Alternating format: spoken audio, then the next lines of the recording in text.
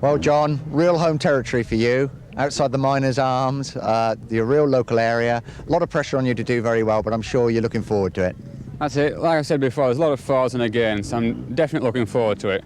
As you know, last year I had a bit of a rough year, so I'm really looking forward to all my competitions this year. A lot of home supporters, which I shall hope to do well for. Yet, like you say, it can make you a bit nervous, but once I'm on my bike, I'll be all right. How about the course? Do you know the course? Obviously, you don't know these particular sections, but you must have ridden here before.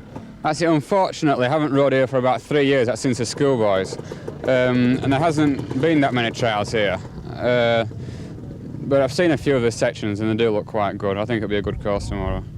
Now, the pub car park we're standing in, the Miners' Arms, used to belong to your uncle, Martin Lampkin, and of course he was the last British World Trials champion, 11 years ago, so a little bit more pressure on you in that direction, I'm sure. That's it. There's always a little bit of pressure with, obviously, my family have always done quite well in the trials and the motocross world. But I think over the years I've gradually got used to that, and I'm just trying to live up to the name, but it's not easy. We were talking about the weather earlier, and I think you've got a weather forecast especially prepared for foreigners, shall we say. That's a bit of snow, rain, hurricanes, anything like that, that'll do us.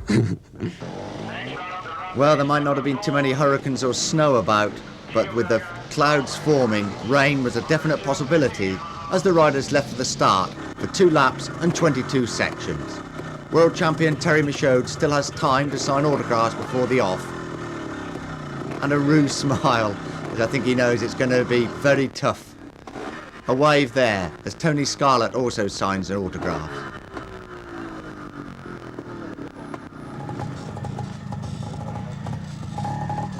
This is a good first section for the riders, because they can get out clean, but it just tests them enough to warm them up for what lies ahead. A quick glance behind at the observer and another clean. Now it's the world champion, number 1, Thierry Michaud on the Fantic.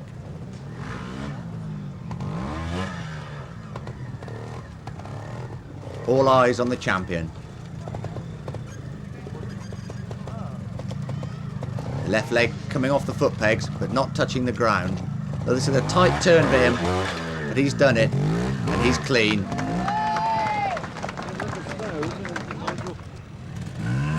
And now Philippe Bellatier from France on the Aprilia. Now on his way to the trial, he was stopped by the Derbyshire police on the M1 for speeding, something between 100 and 110 miles an hour. No such pace here, but a very good start to the trial with yet another clean. And warm applause for former world champion Eddy Lejeune. That's concentration at the start, gets his balance right, checks he's in the right gear, and off he goes.